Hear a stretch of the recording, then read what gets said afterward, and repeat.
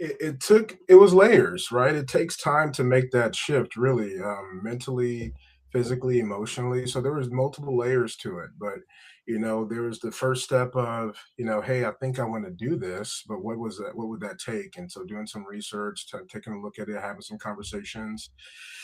But it took a few months of discovery, and I had a coach, a career coach that was working with me, and she planted the seed a few times and said, "Hey, Tim, I think you should really consider this. I think you would be a perfect person to pursue this as a career route, and this is a great time to explore it." And so I had people who encouraged me, and then I had some early client opportunities.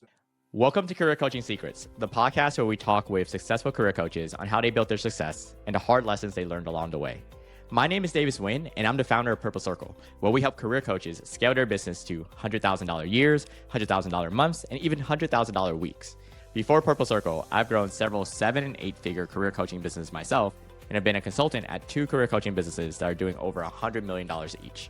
Whether you're an established coach or building your practice for the first time, you'll discover the secrets to elevating your coaching business. Welcome to Career Coaching Secrets Podcast. I'm Pedro, and today's guest is Tem Lawal, CEO of Elam Leadership Advisors and a trusted advisor to investors, CEOs, and founders navigating the leadership decisions that shape growing companies. With a PhD in industrial and organizational psychology and over 15 years of experience, he has supported organizations ranging from Gartner and FedEx to deep tech innovators. Tem helps leaders diagnose the root causes of people and performance challenges, turning complexity into clear, actionable decisions. Known for his calm, human-centered approach, he partners with executives to avoid costly missteps and build companies that elevate both performance and people.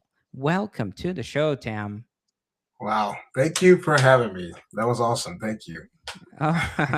It's great to have you, and I always like to go back to the origin story because you could be doing a lot of things, right? Could be a plumber, could be a sushi chef, you name it, but you decided to be a coach. So I want to understand like when that moment happened, right? Or if that was more organic, natural flow. So getting back to the time that you decided, you know what, I guess this is what I'm doing now. So when was that for you? That's a great question. So, I've always had a passion for developing leaders and supporting with leadership growth and development. Even my first job out of grad school as an intern, somehow I got roped into being responsible for designing leadership programs for um, lieutenants and captains in police departments. And I'm 23, and these guys had more leadership experience than I was alive, and so it was kind of just kind of head first into that world, but it's always been a passion of mine. And I say my life's calling is to multiply multipliers and to influence influencers. And so that I've done that in just about every job that I've had professionally. But what launched me into doing this as a practice, I was employed at Gartner, and as many people have experienced, I was laid off from my role suddenly, and it was jarring. It was, I had to kind of, discover what the next move was. But I had already known, even while I was there, that, I wasn't quite sure if the next move for me was another corporate role. It was, I didn't see the next company or the next job that was like, oh, that's the thing I want to do. And so I took just a few months of just self discovery and really asking myself the tough questions of where is my life going from here? And what emerged from that was the desire to really pursue what I believe my life calling is, and to just launch out and really step into that fully. And so I launched my coaching practice, and things have really taken off since then. And it's been really exciting. Interesting. You know what? And I'm kind of curious about the shift, right? And I always ask this. It's like whenever we see a coach, he starts as helping people, right? Oh, I'm gonna help people, I want to serve people. And there is a moment that he see himself building a real business around this. So when was that for you? That you realize, okay, I guess this is really a business. Yeah, that's a great question. So it was layers, right? It takes time to make that shift, really, mentally, physically, emotionally. So there was multiple layers to it, but there was the first step of, hey, I think I want to do this, but what was that? What would that take? And so doing some research, taking a look at it, having some conversations. But it took a few months of discovery, and I had a coach, a career coach that was working with me, and she planted the seed a few times and said, "Hey, Tim, I think you should really consider this. I think you would be a perfect person to pursue this as a career route, and this is a great time to explore it." And so I had people who encouraged me, and then I had some early client opportunities that allowed me to kind of exercise and test out some of my skills in that area, and through that I really gained the internal confidence to say, hey, you know what, I think this is the path. You have the people that tell you, it helps to have those folks to encourage you in your journey, but really the where you want to get to is where you have that internal confidence to say, hey, you know what, this is the path for me.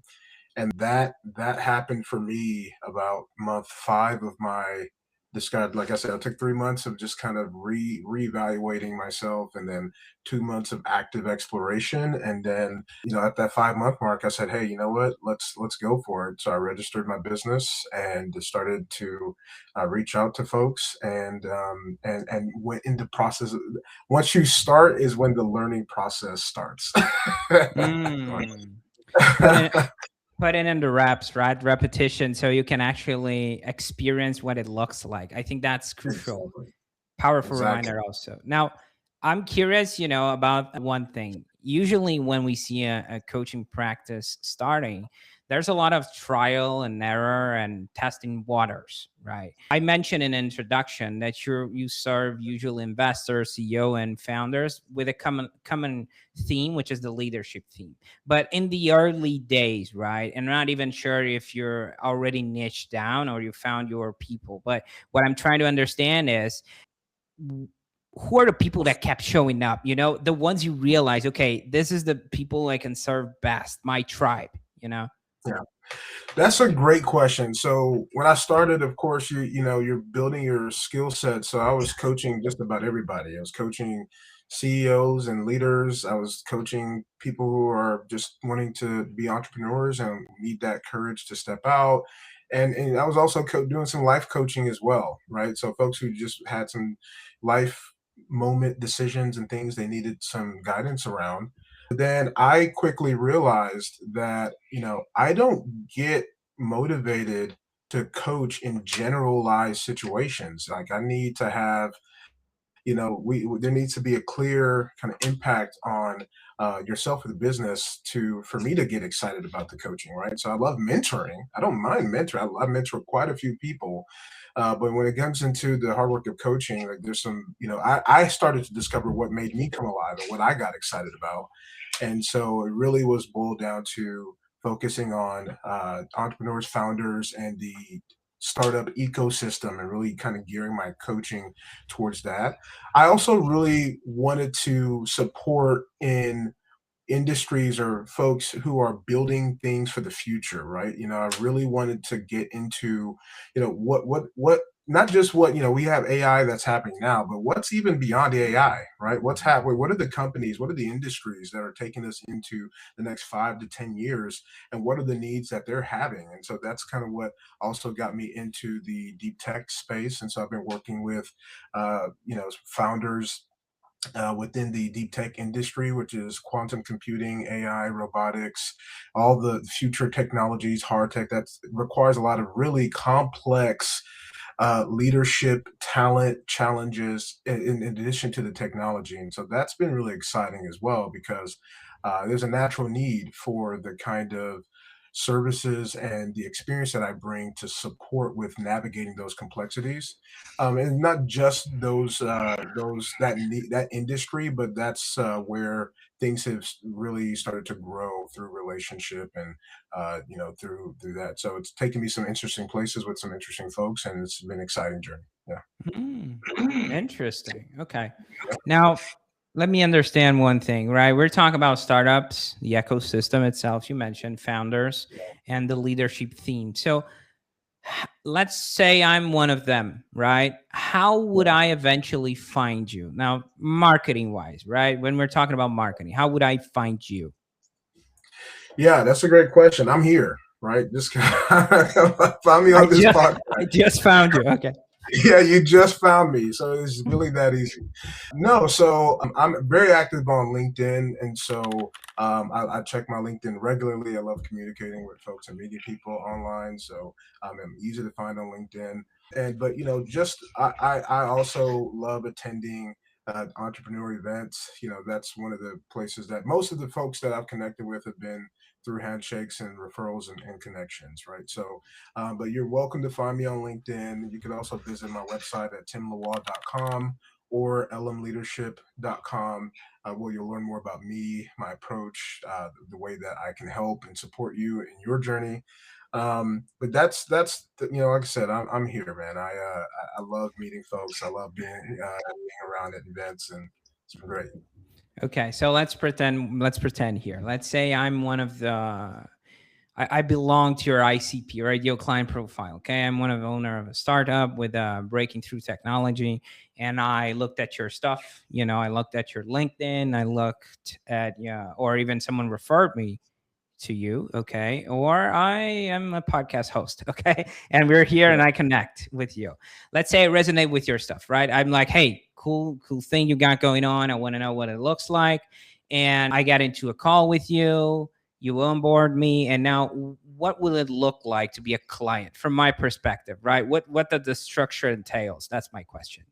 that's a great question. So I've spent a lot of time thinking about how do I create value for the people that come to me, whether it's a founder or a business executive or whoever it is, right? So I've narrowed it down to three core offerings that I provide leaders. One is one-on-one coaching.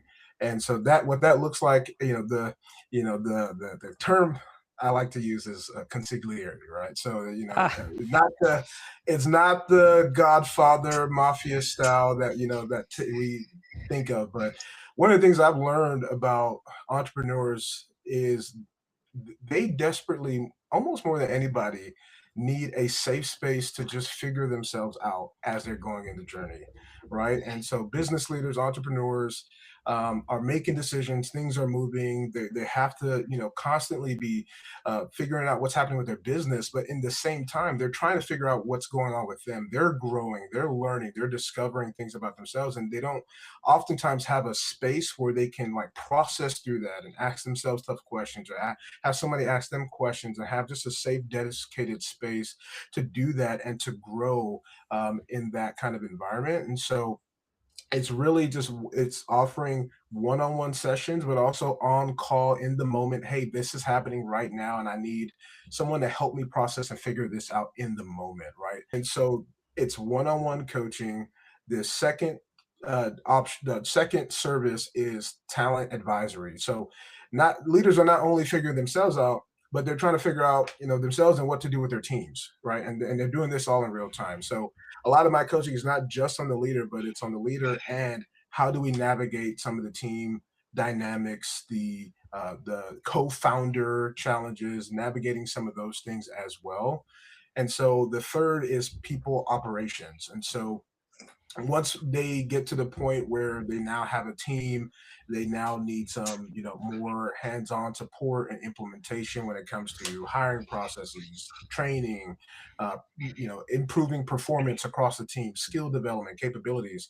Then we can step in and we have tailored solutions to help support those leaders in helping their team be as effective as possible. So again, those three areas is one-on-one coaching, talent advisory, and people operations, and implement getting hands-on with that service. And so it's just that's how we support the leaders themselves.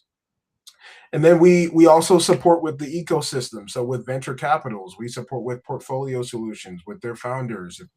They need someone to come in and out and help with talent with their talent platform. We provide that support, and we also work with accelerators as well, that helping founders discover their unique abilities even early on in the stage, and helping them to build a business and business strategy around what their unique strengths are. That's a core component to getting a business started off right, and even helping them match with other co-founders, like who's their ideal match. we support accelerators with giving them some tools and solutions around that as well. So yeah, that's kind of a nutshell of how we offer value and support to our clients. I can see the consigliere relation. The fact that you mentioned that, it's like I know a guy who knows a guy. Sometimes it's venture capital, sometimes it is working with us, but sometimes it's just a referral, like a super connector of sorts. I can see that the reasoning behind it. Now, I'm curious, because in the coaching space, we see a lot of, I would say the main challenge would be capacity, because the coach usually is wearing all the hats. So, how do you think about capacity so you don't stretch yourself too thin? That is a fantastic question. I'm so glad you asked me that. And that's, that is, I spend a lot of time thinking about these, not only because I support leaders with that question, but even as myself as an entrepreneur, how do I expand my capacity? I would say two primary things that has helped me tremendously. One is developing key strategic partnerships. I'm not going to be able to do everything for all peoples, and so one of the things I took an assessment on entrepreneurial capability, and it's an assessment that I offer to my clients as well. And what it helped me to discover is what are the unique strengths that I have specifically related to entrepreneurship that I can lean in on and build my business around and not try to be all the things because I have weaknesses myself. And so one of the things I learned was that I'm really, really good at establishing partnerships. And so you have business development, you have product development, you have service delivery. And I was trying to do all of those things at once. And I said, well, I'm really focused on providing great service. Who are some product providers or some key partners that I can partner with that can help me to expand my business? And so that led to some great partnerships with companies like Zalda AI that provides performance AI-based performance management software, Cymeta Behavioral Science that provides entrepreneurial assessments and that help me give me data on how I can best support my clients. And so together we've now built some great partnerships now to where we support each other's businesses, right? And so that's just been so just unlocking for me so that I can really focus on the areas that I provide most value. And some others as well, but that's been a huge reason. And then also, of course, we can't escape AI. So developing clear internal processes that help me be successful, knowing what I need so that I can be successful. I think that's one of the biggest things that I've learned in my own entrepreneurial journey, right? Is what are the key factors that help me to be at my best consistently. And allowing AI to help me to automate some of that. So I use tools like Notion. I use tools, Mm. have some agentic agents and a couple other tools that help me to have clear processes so I can deliver service consistently and also be at my best self working wise. So that's been my two biggest capability enhancers since I started my journey. So partnerships and tools, it sounds like. Interesting. Now, I'm curious where you're taking all this, Tim. Looking ahead, where do you see the business going? Are you thinking about scaling, hiring, or is there a next step you're excited about? Yeah, no, that's a great question as well. So, I just started this business with the desire to build a company and not just be a solopreneur, right? So, when I was initially naming my company, I named it very intentionally LM Leadership Advisors. And so, some people are asking me, "Well, advisors, isn't it just you?" Yeah, it is just me right now, but there's a vision that we're aspiring towards. So, we're building towards that, even from the beginning. So I do have the goal of bringing on more advisors that can help to scale and deliver service towards many clients and customers. But for me to do that, part of what I'm building now, I'm finding out what's working really well with my clients, and I'm systematizing that to where I can deliver that quickly and efficiently, and have others be able to come in and offer the same consistent value. Working with entrepreneurs is a different animal than working in a corporate business environment. And so, the needs of someone who's leading in a mature business is different from someone who is creating at the early stage of a business. And the way that they may need the same insight or the same support, but the way you deliver that support might look wildly different. So, learning how what really works well in this environment and creating systems and processes to deliver that effectively and efficiently is where I'm working on now and where I'm building towards. So that way we can scale and I can bring in some more folks. Mm. Yeah, I want to dive into that a little bit, because whenever we're aiming towards the next chapter, always something under the hood that we're working. So, what are you currently trying to improve or tighten up in your business right now? So that's a great question. So, a couple things. One of the things that I'm looking to do is to create systematized playbooks for different scenarios that I'm seeing happening recurringly across my clients. So not just like, hey, here's the coaching and here's we create the space, we do the coaching, but here's a playbook that goes along with that allows for the leader, the entrepreneur, the founder, whoever, allows them to take that further and take it towards action or to implement, right? And so, coming up with there's in the moment in real time, hey, I need coaching on this specific topic, this is happening. But one of the things I'm learning with specifically with in the startup environment is that these individuals they're learning a lot about themselves and about leadership in real time. Sometimes, they came fresh out of school and started a business, right? So they're learning professional skills, managerial skills, and executive skills all at the same time. And so offering really bite-sized, tailored developmental solutions that they can quickly review and implement that can support with the coaching, I'm finding is a really big support as well. And so creating um, some systems and some learnings around that helps them towards their journey is another thing that I'm working on. And then I'm also looking to build out again my own business systems and whatnot that will help me scale myself and scale my business as well. So that's those are the things that I'm actively working on. I have great partnerships as well, and we are establishing some really great partnerships between our businesses that helps us to maximize the value that we add with clients, wherever direction they come in. And so that's been great as well. So Okay, I want to tap into your experience one moment here, especially because you're in that ecosystem, right? The startups, and you mentioned before that you're looking to serve people that are not just dealing with AI, but even looking at 5 to 10 years ahead. So, as a coach, right? How do you see the impact of AI in the coaching space specifically? And the reason I ask is because I had people in the coaching space telling me, like, for example, creating a chatbot and replacing entirely a coach. I had people telling me I'm gonna like a 10 million plus business, telling me, oh, I'm gonna get rid of all my 10 to 20 quote coaches and just gonna replace them with AI. And I had people that are like, hey, you know what?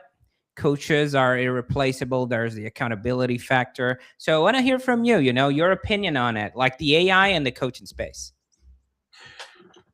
yeah, so I have some pretty strong opinions about this. AI is a game changer. I love AI. I use it heavily. But we also have seen clearly the limitations of AI.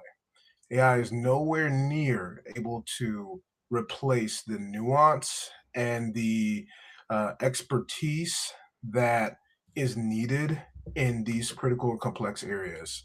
AI is best used at the present moment. Maybe 10 years from now, that's going to be different. But at the present moment, the best case for AI in coaching is as AI is best used as a tool to support the expert in delivering their service as opposed to replacing that expertise, because it's what, for example, right, it's one of those things where we all do this now where I have an email I want to send and it's like, I come up with the draft and I say, hey AI, help me draft up this email.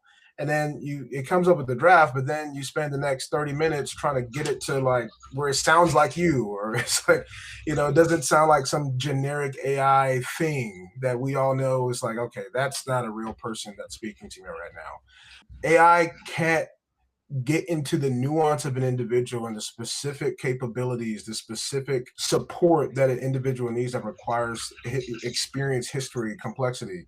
I used AI to develop a AI enabled leadership 360 assessment, right? And so fully AI optimized, and it's great.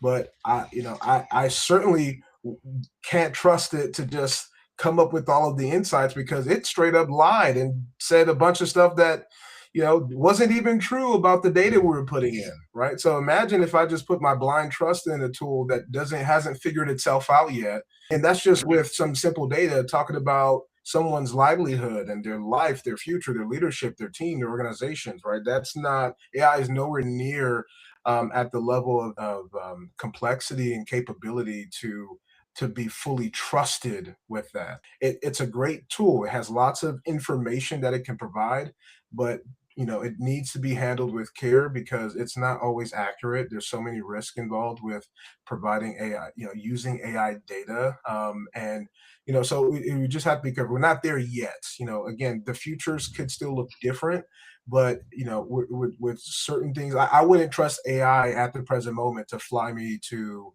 Florida, right? There's a lot of nuance that's required and navigation required. And so, we just have to be mindful of that. And that's my thoughts. I think, we still need experience. We still need that nuance right Mm. You know what? I agree with you. I would highlight 2 points, but that's just my opinion, right? The prompt, it is as good as you can feed it, right? For example, if I ask AI how to punch a wall, the best way to punch a wall, it will give me the 3 best ways. But eventually, sometimes it won't challenge me on, hey man, should you really be punching a wall? So that's the now. first Yeah. thing. And Okay. So I'll, you got me no, excited about that. You got me I'm excited about. Go ahead. Go ahead, okay. though. No, yeah, I'm just gonna end up with my second point, which is the Yeah. bias. It's like it's so agreeable. It gaslight you sometimes into being someone smarter than you actually are. It's like, hey Pedro, that was a great idea, and all of that. And I'm like, was it really? And the coach has the ability to call out, I would say, have that relationship built, and it's like, hey man, that's actually, are you sure about that, and the whys, and peel it off the onion for the real intention you're trying to achieve. So I'm not sure we agree with that. I'm just thinking out loud here. Yeah. So I just read a news report yesterday that someone was accused of, or they murdered somebody. Sorry to get deep here, but someone was caught for murder, and they pretty much got the smoking gun because they looked at their chat history and they were asking AI, how do I hide a dead body? What's the best way to cover up a crime? What do you do when someone's unresponsive, right? And the AI is giving them tips and resources on how to do that. Where's the AI that says, hey, you need to turn yourself in, you know like this is we shouldn't be looking up these things, right? And so that's just a really morbid and extreme example of that. But where is the AI if somebody's googling and AIing how to be a leader? Where's the AI that says, hey, you probably shouldn't do that, right? Hey, let's look over here instead. There's so much nuance that we just can't blindly trust this tool. It's a very intelligent baby. That's the best way I can put it, right? Mm. It has all the information in the world, but it still needs direction on how it should be applied. And your career, your leadership, your business is too valuable to blindly trust that resource with, especially in these kind of critical moments and critical conversations. That is so funny. Also, that reminded me of, like, there was a guy on the internet. He was like, "Hey, chat GPT on this situation. Like, I have a car wash 5 minutes away from my home. Should I go by car or should I walk?" And then the AI was like, "And I need to wash my car." And the AI was like, "Hey, you should walk. Take a walk. But how am I going to wash my car if I'm taking the walk? So there are these nuances that AI Yeah. sometimes they don't cut, but eventually, like that, 10 years from now could be totally different. But right That's it. now, I wouldn't trust it. Like take for face value. I'm not Yeah. sure if you. I'm just going to agree. Like I said, I had a situation where I was leveraging AI to help me analyze some leadership feedback that I wanted to deliver to a client. and I was putting in the data and having that working with the AI to do that. Eventually, I started seeing like quotes and things that I was like, wait a second, I don't remember anybody ever saying anything like that. And all of a sudden, it was all these like these stories that it was coming up with. So I asked AI, I said, hey AI, was any of this in the data that I gave you, or these quotes that you're giving me, that what people said? Can you look at the transcripts and see if any of this was there? And it said, oh, you're right. Hmm. it's it's not, none of this is in here. I just made all of this up. Sorry. I'm like, man, It, what if I just it's because it's in its code, right? So it's like it's conversational. It's in its code. If you say it, hey, don't be conversational, eventually down the chat, it will be again. Again, it yeah. eventually goes back to the origin. Yeah. Yeah. So Yeah. as wonderful as it is in helping us be more productive and helping us to scale our capabilities, when it comes to navigating complex situations and decisions, expertise is still and will, at least within the next 5 to 10 years, be the primary driver which we should be looking to get support from. Mm, I love Yeah. that. Now, Tim, before we close this out, there were a few things you've shared today that really stuck with me. I would say the multipliers and influence the influencers, that quote, I mean, it's about the ripple effect, right? It's like if you can impact the person at the leadership level, you're going to impact so many lives, right? So I think that Yes. mission is really important, very powerful. I can also see the consigliere, in you, the structure you built, the one-on-one, the talent advisory, and people operations, right? The systems. So definitely something that looks very exciting just by hearing out of it, from you. And I would say like the intention of calling yourself, advisors, despite the fact you're a solopreneur, I mean, it's the same price to dream big, right? Dreaming small is the same price as dreaming big. So might as well dream big. That's I mean, at least in my book, that's where I call. Now, Tem, I appreciate what you do, and I appreciate you being here and sharing so openly today. Okay, it was great having you on. No, thank you so much, Pedro. Thanks for having me. It was awesome conversation and great questions. And hopefully, the folks who are listening will find it helpful. That's it for this episode of Career Coaching Secrets. If you enjoyed this conversation, you can subscribe on YouTube, Spotify, Apple Podcasts, or wherever you're listening to this episode to catch future episodes. This podcast was brought to you by Purple Circle, where we help career coaches scale their business to $100,000 years, $100,000 months, or even $100,000 weeks, all without burning out and making sure that you're making the impact and having the life that you want. To learn more about our community and how we can help you, visit joinpurplecircle.com.